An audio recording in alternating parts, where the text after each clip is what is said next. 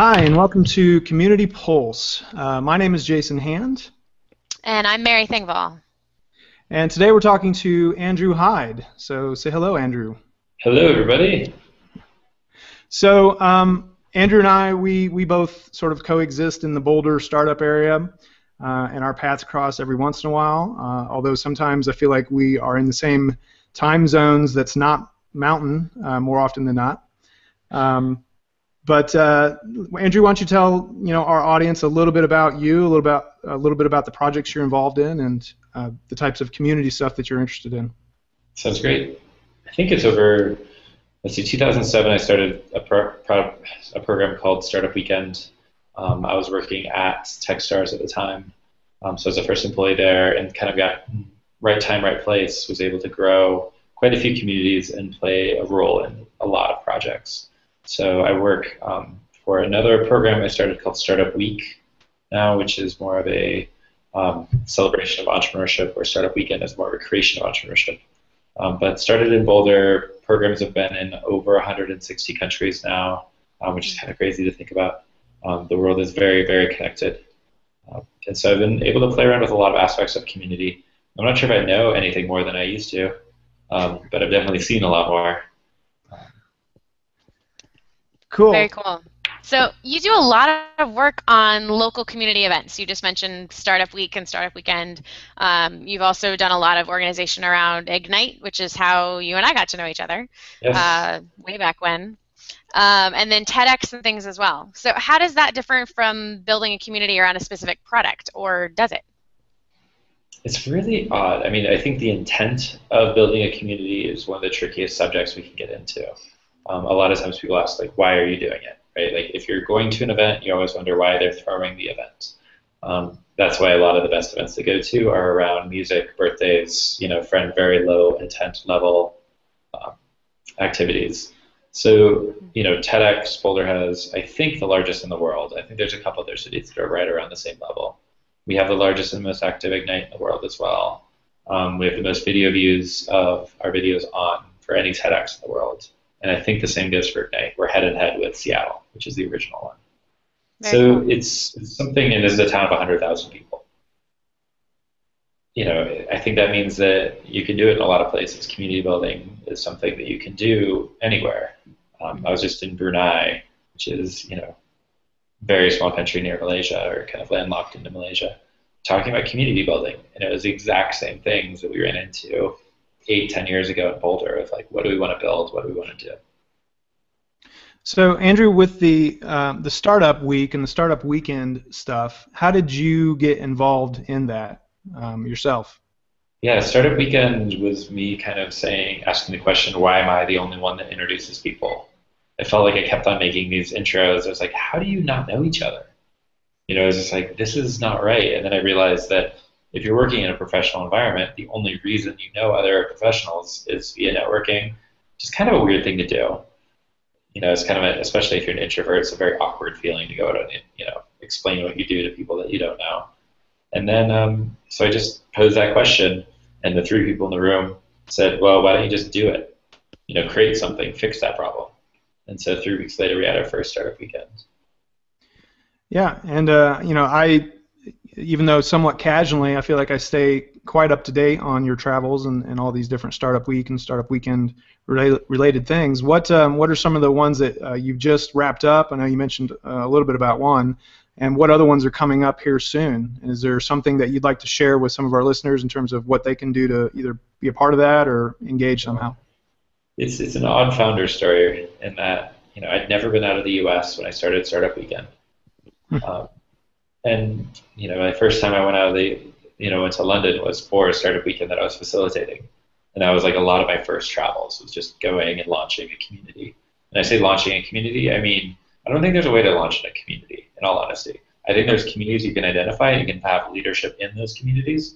But this idea that you can actually launch one or like be the founder of one, it's like, no, Boulder didn't have, like, we didn't found the Boulder community.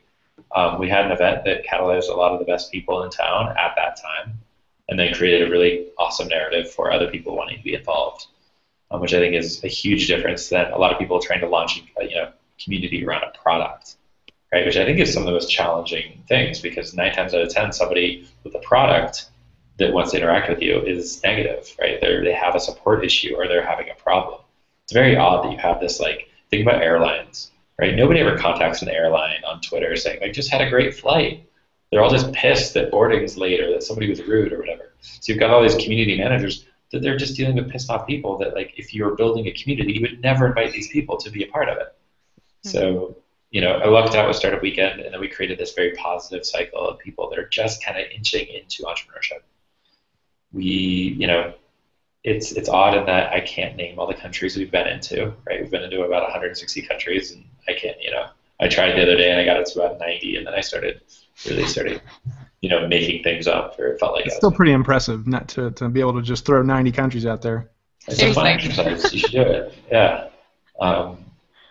So, it's like when you start something, you kind of think that you're building the perfect thing for you. Or at least for me, that's how I do it. I hated that I was the only connector in town, or not connector, but the only person that was making these introductions or showing that. And I built something for me. Some conference organizer over the years came up to me and said, like, why isn't the community supporting my event? It's like, well, it's $2,000 a ticket. That's why nobody's supporting your event. It's not that your event's not quality, it's that you're just asking too much money. And then I got a lecture on how real conferences cost money and that real, and I was like, kind of like, screw you, buddy. I'm going to do my own thing right on top of your event. I'm going to make it free. I'm going to make it the perfect event for me. And that's how Startup Week came about. So, like, both events that really scaled well were just me kind of getting pissed off and solving my own problem. Interesting. Very cool. And it turns out other people around the world have that same. Absolutely. I'm interested a little bit in hearing about your history with Techstars, because I know I saw a blog post. You've kind of had a roundabout, all things come full circle experience with them. So for those people who aren't familiar with Techstars, how about you start out just with a little bit about who they are and what they do? Cool. It's Hotel California here. You can never leave. I was the first employee of Techstars, and I want to qualify that by saying it's the first non-founder. And then I was the first person that just would not leave when they asked me to leave. So I shut down a company, and it was like a design shop. We were doing political design. And the next day I kind of depressed, went to the coffee shop and was reading the paper because, that's something people still did. And I saw this article about Techstars opening up in Boulder. So I randomly knew one of the founders. I had worked on one of his political campaigns, Congressman Jared Polis, and asked for an intro to David Cohen. David had a meeting, didn't really have anything for me to do, so I kind of suggested, being a videographer. Went out and bought a video camera, and then was kind of the unofficial videographer / hanger-outer of the first year of Techstars. After a while, I think they realized legally they had to pay me to be okay with everything, but it was just the right time and right place, and I just really wanted to hang out. And I saw this energy around entrepreneurship. So Techstars is a mentorship-driven C-stage accelerator. That might be the definition of what Techstars was in 2007, and it rings to my heart, or that's what I remember. I think we're in 12 locations around the world. We do investments for a short period of time, so 3 months with 10 companies, a lot of mentors, a lot of community support, and we help entrepreneurs just kind of grow and go on their journey. Now, Techstars recently acquired Startup Weekend and Startup Week, which I started. So I had left everything at one point and decided to go traveling. Enough people that I respected told me to get out of the country and just get a backpack and experience the world in a different way. And so I did. And I went for about 3 years just traveling nonstop. So I owned 15 Things, which was this like hilarious viral post that millions of people read, and a lot of angry people on the internet wanted to discuss my underwear. It was great. People were debating whether my shoelaces were an item of clothing. Just lots of stuff. So, but through that, whatever I do, it's kind of as this, like, I'm really trying to learn as much as possible from it, and I'm trying to kind of help as many people as possible. And so when those two things are met, I'm really, really happy. When it's one side or the other, that's part of the natural process. But so I traveled for a while, and then came back to Startup Weekend via Startup Week, which is something else I started. And then JP Morgan Chase funded the program. So came back, ran some great programs, and then Techstars brought me back into the ship. So And now Techstars is, I think, 150 employees. So Yeah. it's a big organization in a lot of countries. You know, and I'd like to add a little bit more to that, just sort of my own personal experience with Techstars and Startup Week, and a lot of it, you know, Techstars seems to me at least one of the anchor points in Boulder in terms of just the tech world or the startup world in general, and certainly a way that a lot of people learn about others in the area and what other projects and what other teams are being formed and just different interesting things. And they do a really great job of just bringing the local community together and helping them sort of understand more about what's going on. I mean, there's you know, the events like what Andrew puts on, but then there's also things like tonight I'm going to something that the Foundry Group is putting on, which again is part of, you know, what the person you mentioned, David Cohen and Brad Feld and a number of others that are all, again, very big pieces of the local tech scene right here in Boulder. And one of the cool things about Techstars, and then, or maybe even more specifically to Startup Week, is that it does a really great job of bringing all these people that are typically very heads down and very focused on what they're doing. It brings all those people that are focused, not realizing that they're focusing on a lot of the similar types of challenges, and brings them all together in a very social way to get them to start talking with one another and realizing, hey, we're trying to solve for the same stuff. Maybe we should like huddle up and have some conversations. So that's what's really cool, or what was really great for me about Startup Week. I made some really great friends who are now probably lifelong friends just from doing like the startup pub crawl and going to different game like events and just different fun stuff that takes place throughout Startup Week. So it's really cool. One of our core values is to instill outstanding ethics. So I think a lot of communities want to have this like competition, especially startups, like how much you get acquired for, or how much money did you raise, or how whatever. And in Boulder, you know, partially because of the culture in Boulder and Colorado, it's just this very much give first, let's help each other out because somebody helped us out to get to where we're at. So we're all in that, you know, let's just help each other out mode, which is really healthy for startup communities. Now, not all communities are like that, especially if the communities are coming from kind of a hedge fund banker. That's where they're getting all their talent. They're super competitive and cruel towards each other. So when we come to town with Startup Week and we're like, no, everybody's going to get along. This is how it's going to work. People will jump on that bandwagon pretty quick, but it takes somebody to be like, no, you know, it takes Brad Feld and David Cohen to be like, we're going to share all our information. You know, you can go to techstars.com/stats, I think, and see the record of every single company we've ever invested in, which is, you know, radical transparency that we think that the community deserves. We can't just talk about our big wins. We need to have to talk about everything. And that's a huge part of pulling people together, right? Is you can't be at odds. You can't be fighting each other on our product is the best and we got more funding than you and everything. You know, people have to work together. And I think that's what a lot of people in our types of roles and our types of backgrounds tend to do is bring people together and say, no, like we're solving the same issues, we're asking the same questions, let's figure this stuff out together. Yeah, and I think it's interesting that, Andrew, you had used the word connector, because that was one way that it was, as far as this role that I'm in, the evangelist role, that was one way it was described to me. Actually, it was I was chatting with Miha Baldwin about this type of stuff, because he has in the past done similar types of roles, and he said you really just, you need to focus on being a connector, being a resource point. If you don't know the answers, you probably know someone who does. And let's be really transparent, let's share everything we know and make connections wherever we can, because that's really going to help everybody in the long run. Yep. I think the lean startup kind of revolutionized how, you know, startups work, you know, with this customer validation, rapid prototyping. I think there is a level, and I think a lot of people have talked about kind of a lean community model. And that's, you know, it's something that you don't realize. Like every time we do Startup Week in any city, like in Boulder, I'll meet 10 companies I didn't know existed in a small town, right? So when we do a bigger town, you know, we have this like fighting over who runs it, and then you're just like, wait, you have no idea who the community is. And they're like, no, I know, and it's like, you know, like it's rapidly changing month to month, day to day, and that's a good challenge to have, but also like, oh man, that's a tough problem. How do people, or how should people go about solving that problem or figuring out who the community is when it is so rapidly changing? I think you should build events you want to go to, and I think you should not really care if people show up. I think you should do the homework and have a style enough that you want to lead a community. And if that speaks to a large group of people, that's awesome. And if it doesn't, that's still great. You're building something that you think is that level that you would expect to be a part of that community.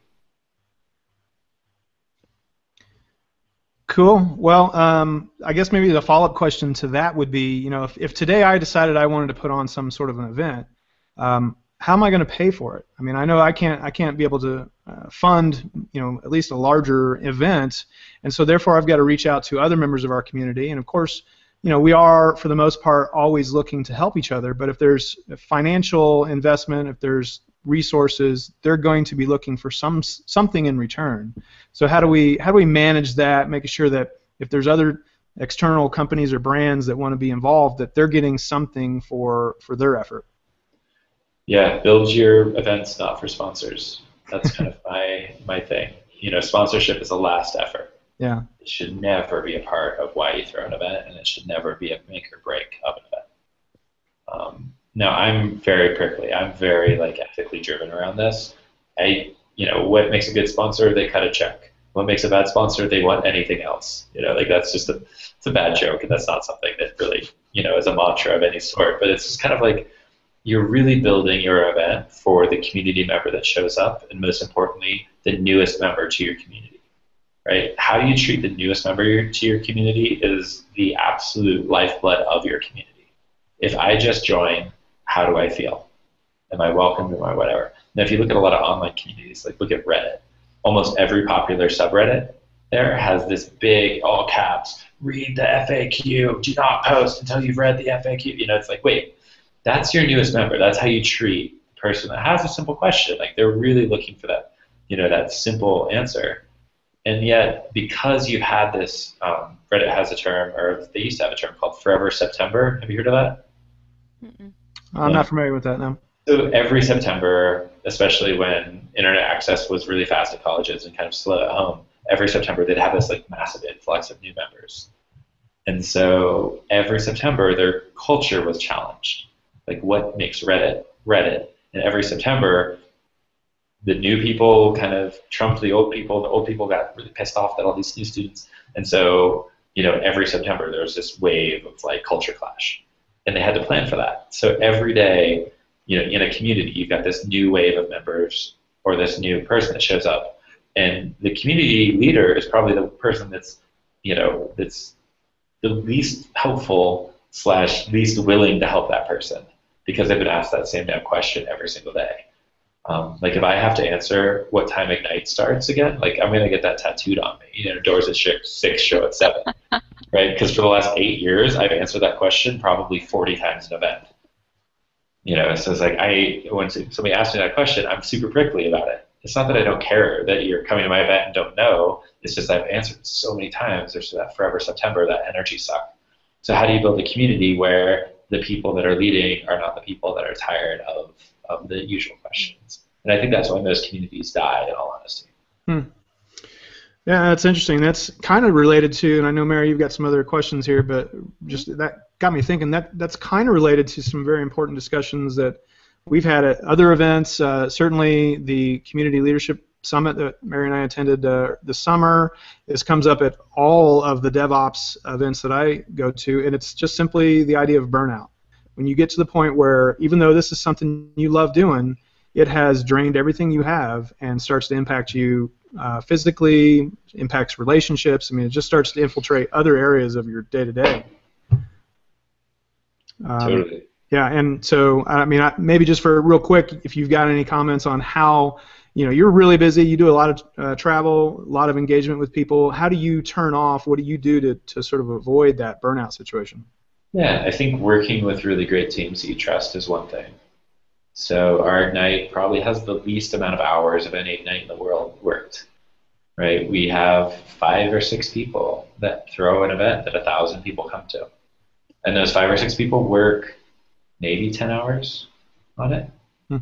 It's how do you be as efficient as possible and how do you trust people? So let's find somebody that's really great, love what they do, trust with what they do, and let them go do what they do. A lot of times you'll see these, I saw an org chart for a TEDx. I'm not going to pick on the TEDx, but they had over 200 people on the org chart. Wow.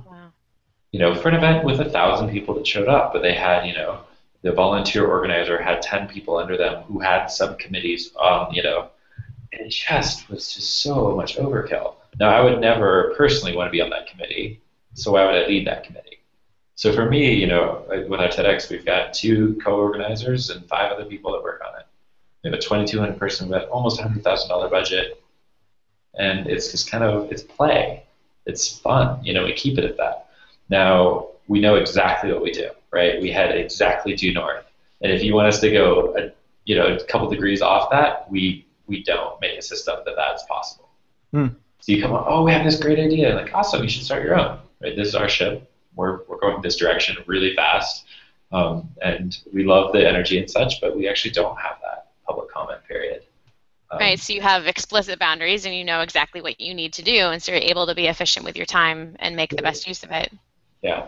And at first, as a conference organizer, I'd have a feedback form and an NPS score or whatever the NPS score was 8 years ago.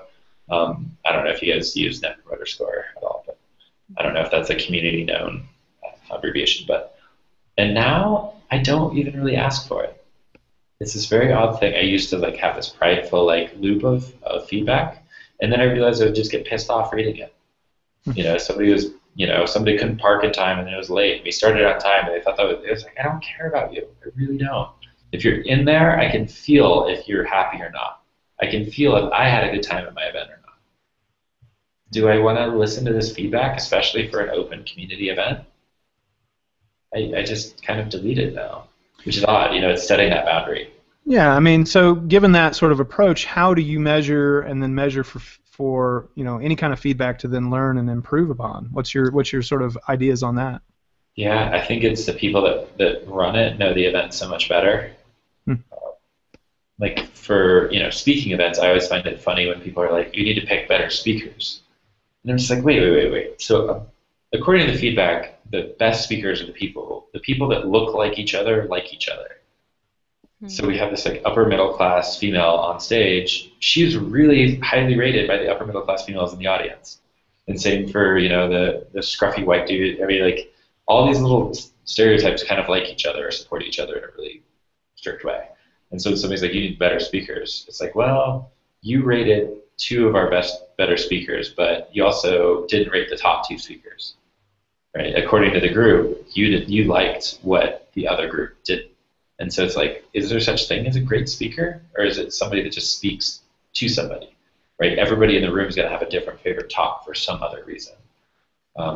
And so in that way, that's one of those things where I think everybody deserves an equal shot, and it's not the most charismatic people that have something to say, it's the people that have something to say and have a message. So for me, you kind of realize that data is data, and you need to figure out exactly what you want to learn when you ask a question. And with community events, I find what I learn is from the committee that put it on, that actually did the event. Especially, and I should state that this is from a volunteer committee type of environment. If this was in a company, I think it'd be a lot different. But I think our customer, or my customer, is mainly the volunteer organizers. So how would someone who's taking, listening to that advice and taking that advice about events translate that back to, if I work for a company and we're going to hear feedback that we don't like, and we're going to hear things that aren't, feedback that's not helpful, and advice that just we can't do anything with it. How do you respond to those types of people in that type of environment where that's actually the job that you are paid to do? Yeah, totally. That's a tough one. And I think that a lot of the best community leaders are the ones that are able to make friends with their critics. So acknowledge that, hey, yeah, I see that too. You can't say our app sucks or our site sucks or whatever. Yeah, we've heard this a couple times. We're in talks to fix it. It might take us a bit because this is, a slow process, but here we go. And that usually, turns, there's books written about this, right? Many books. It's not something traditionally that I'm great at because I just have this, I'm going to build what I want to build. it's worked out in the past, and that's the worst thing you can give a community organizer is a track record, right? And Follow so, my advice because it's worked for me. exactly, Which is good sometimes, it absolutely, but is. I doesn't apply think, in all circumstances. yeah, I think you have to, if that's going to be your case, I think you have to have a really strong ethical background, and you have to have a strong love of the underdog. I don't think that works if you're just kind of like chasing fame or you just want to serve this like famous market. That doesn't work. But So, this kind of leads into some other stuff that Mary and I have discussed quite a bit, especially more recently, is the varying roles of community. I'm an evangelist. There's advocates out there. There's just community managers, and it seems as though there is no standardized sort of reporting setup. Like I report to our product team. I'm part of our product team, whereas others have reported to their marketing team. And because of that, there are different, there's different metrics, there's different goals, there's different agendas. To a certain degree, I mean, we all still have this true north of just building community and getting people energized around something, whether it's an event or a product or conversations. But what's your thoughts on that in terms of, is there a right way? Should it be one or the other, or is it maybe that they're community managers or director of community? They should have a seat at the table as well, just like any other director. right, should the CEO be the director of community? Possibly. That's another odd thing to think about. Should this, community person? I remember I put as my bio on LinkedIn in 2007 at Techstars community director. And I looked for other community directors out there. There was one, and now that's like a huge job and a huge kind of role. But it's a hot topic. Very hot. And it's, are you the airlines model? So you're just diffusing situations that are negative that'll get out of hand if you don't. Is it building the product and actually integrating feedback into future iterations? Or is it just picking somebody with style that knows the market that's going to make the right decision and right calls in the future? My personal thought on that is it's probably the third one, where you're going to pick somebody with style that's going to lead, that already kind of knows your community. I'm extremely odd to go to an event with, right? Because if I go to an event, I am looking at, how am I welcome? How do they market tickets? How do they sell tickets? What's that process like? How's seating? What's the acoustics? I'm looking at every single detail because I put on that event so many times. And so, I won't go to the movies anymore because I think the user experience of a movie is just so atrocious. I'm going to pay $15. You're going to show me ads, lie about the start time, and put me in a situation where it's uncomfortable. Too cold, right? But you have to, if you're going to be a director of community, that means, or a director, or play a role in community, that means you got to know what that style is that you like. You got to know what nice tastes like, right? To work at a fancy restaurant, you have to know what the food is. You have to know how your food ranks in how you experience that food. So, you've got all these people doing community, kind of like 5 years ago, we had all these people doing social media evangelists. Is it just evolved into that? I'm not sure. So, we touched on the fact that, it's this super hot topic, and you go searching for community jobs, and there's, I don't even know how many are available these days. But trying to figure out, again, what they're actually hiring for is completely different things. Do you actually think that communities and projects are hiring community managers and creating communities just because they feel like they should? Or is that actually something they should be doing? So when I look at a startup and I'm kind of meeting with a friend startup, I kind of have this tick model, and I need a much better term for this. But whenever I look around the room and you do something, you kind of just say tick, right? So I wrote a line of code, or I sent out a tweet, I sent an email to a customer, I did whatever. It's kind of a tick. And so if you've got a well-oiled startup machine, with 10 people, you're just kind of seeing ticks go everywhere. Mm-hmm. When you're in that building cycle, that's really slow, right? When you're pre-launch, that's really slow. When you launch and you kind of have that interaction with your community, you have this just absolute crescendo of activity going on. I think it's really easy to place an employee there to kind of deal with that and that level of interaction. I think that the best thing a community manager or the community leader can add is thousands of users. And if we were to think of it in marketing, we would throw budgets behind that that would fit thousands of users. But because community is kind of this, I don't want to say social media evangelist 2.0, but I think a lot of people view it as like oh, I know, let's get my intern's friend, or my nephews are really good. So I think that there's actually science to it. I think that the best community managers get those thousands and thousands of users, passionate users, and I think that that's community. But I think the best people at community are the people leading companies. So how do you hire for something that should be a founder's role? Well, you bring up a good point because we talk about community in terms of the external aspect of it. We're trying to build people who just love our product or love our events or whatever the case is. But there's also the internal community, and we sort of maybe just often describe that as culture.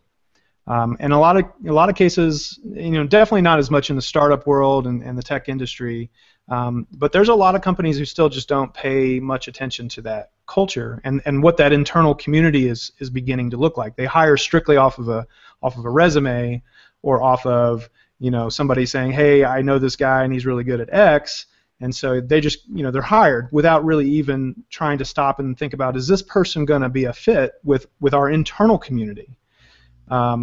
And so I think you illustrate a pretty good point that it kind of, the buck stops, I guess, with the CEO to make sure that that community that he's envisioned in his mind is actually starting to come together the way that they want to see it happen. And you never know, right? And that's the oddest thing about community is that if you have 1,000 active users within your community, you probably have 10,000 silent voices that are viewing it. Well, that's very true. So switching gears a little bit and starting to wrap up, just some advice for other people as far as travel goes. You are on the road far more often than anyone else I know. How do you manage that, balancing your community at home with life on the road, travel or conference high, and work-life balance, all of those things? How do you juggle all of that?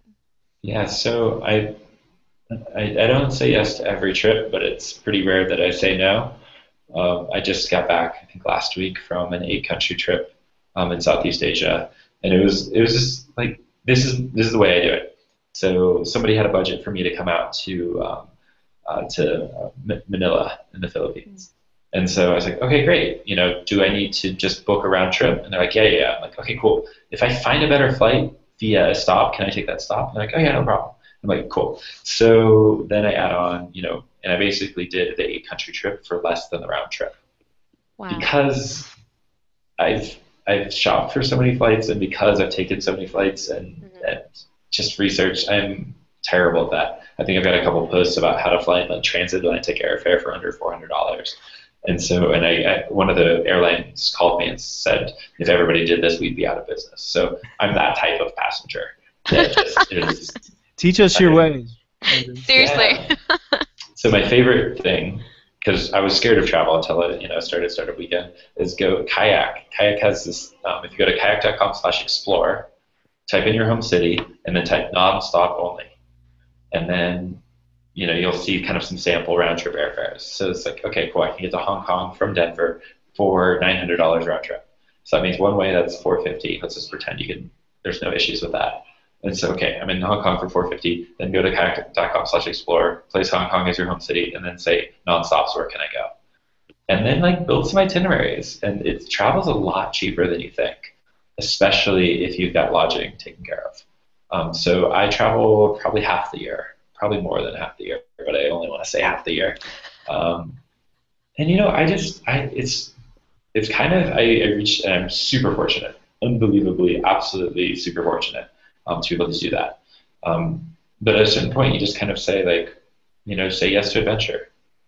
Say yes to this crazy idea. Don't fire yourself. If there's the best lesson I've learned over the last 10 years is don't fire yourself. So many freelancers that I know, so many friends that I know will have this opportunity come up. Be like, hey, I don't really have a budget, but like we got this concept, right? And it's like, let's do it. And they're like, wait, but we didn't talk about money yet. It's like, well, I like working with you, and let's launch it. And in 10 hours of work, we'll know if we like each other or not, and we'll know if we're able to launch something and have a budget or not. So let's just go for it. And so people are like, well, I'm $80 an hour, so, and then they cross their arms, they don't hire you, or they don't work on the project with you, and then you don't have a friend, you don't have an opportunity.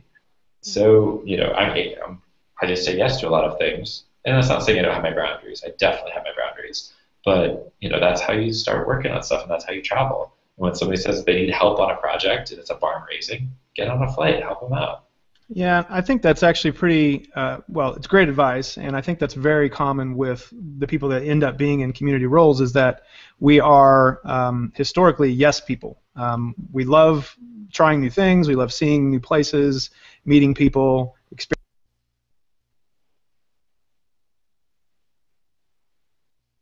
I think I dropped out for there a second, You're back.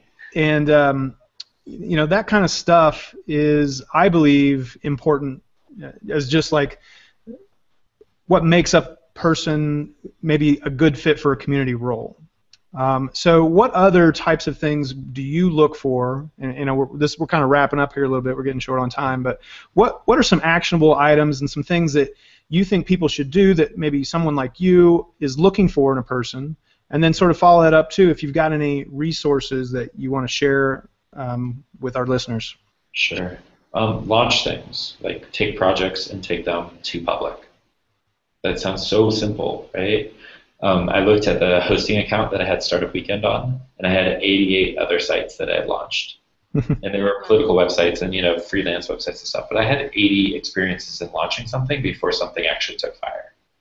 So launch something, right? That's the biggest thing. If you've not worked on something. And the other thing is like find friends that need help and help them. That sounds ultra, it's simple. If you're so good that somebody's going to hire you, you should be able to help a friend out and make them a lot of money. So I had a friend, Dude Ranch. I don't know if you've heard me talk about Black Mountain Ranch before, but I have a friend. They decided to give it a final year. They called up some friends.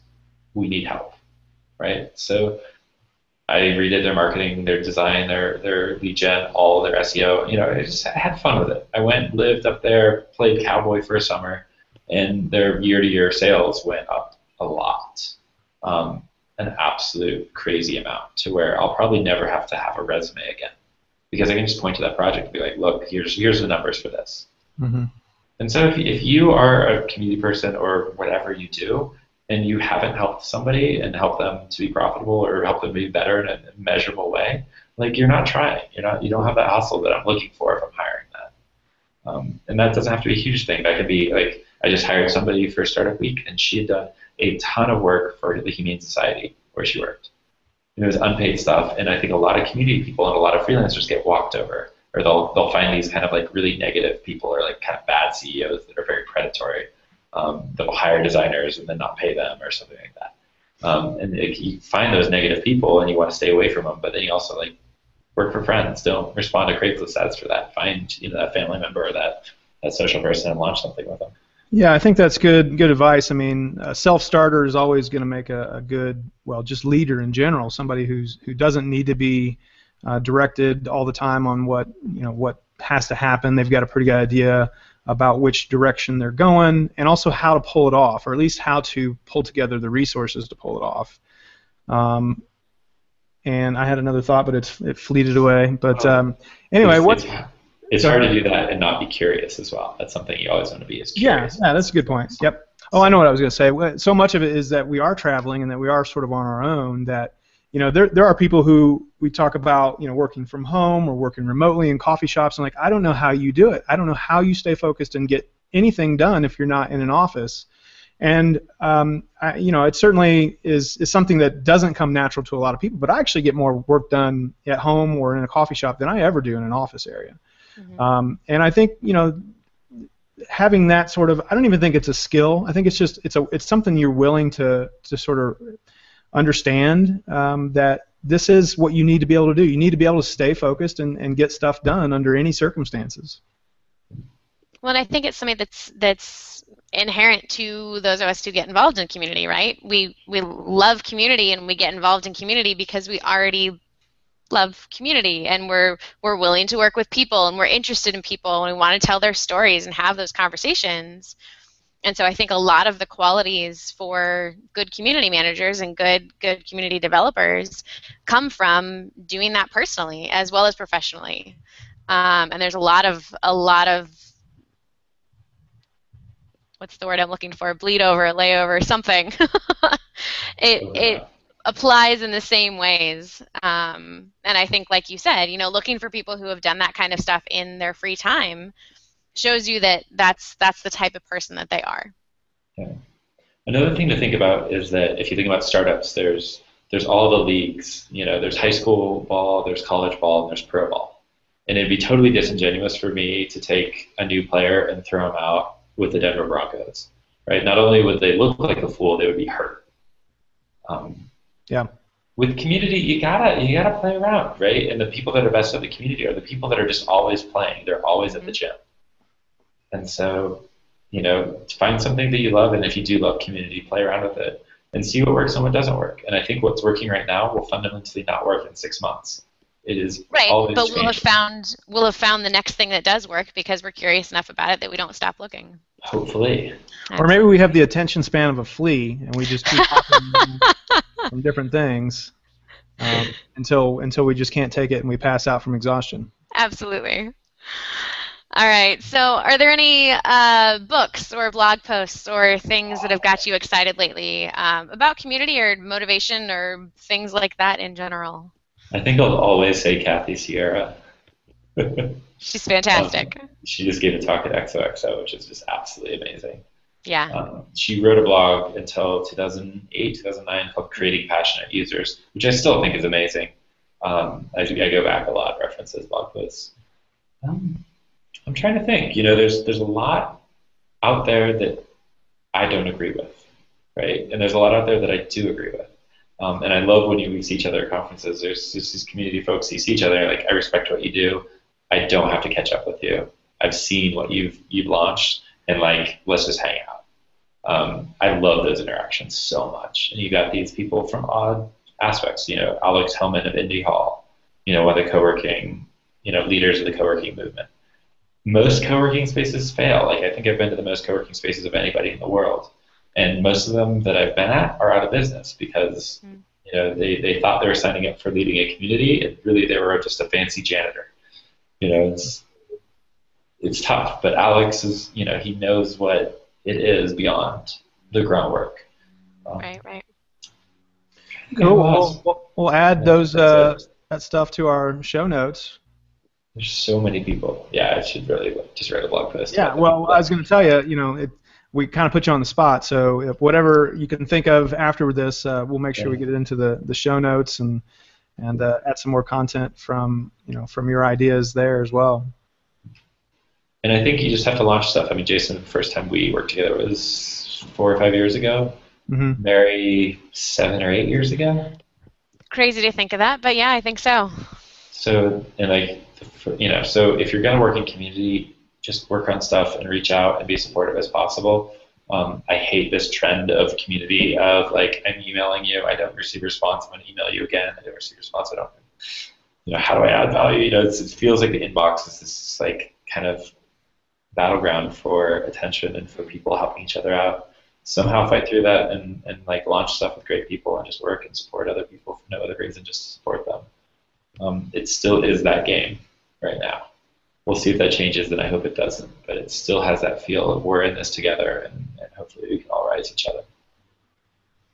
Cool. Awesome. Well, thanks for joining us today, Andrew. I really appreciate it. Okay. Yeah, and thanks for being part of our show here. We're still in the early phases, but Mary and I are pretty excited about the potential of this and bringing in great guests like yourself. Awesome. Congrats on launching. Yeah. Thank you. Thank you, yeah. And I know so it feels like we're probably always crossing paths in the air, but one of these days we'll have to stop and actually have a drink or get coffee or something when we're both older at the same time. That'd be awesome. All right. Well, I guess with that said, we'll go ahead and wrap up. Thanks again, everyone, for tuning into the Community Pulse. I am Jason Hand, and I'm at Jason Hand on Twitter. And I'm Mary Thingwell at Mary_Grace on Twitter. And tune in next time for another episode of Community Pulse. Thanks.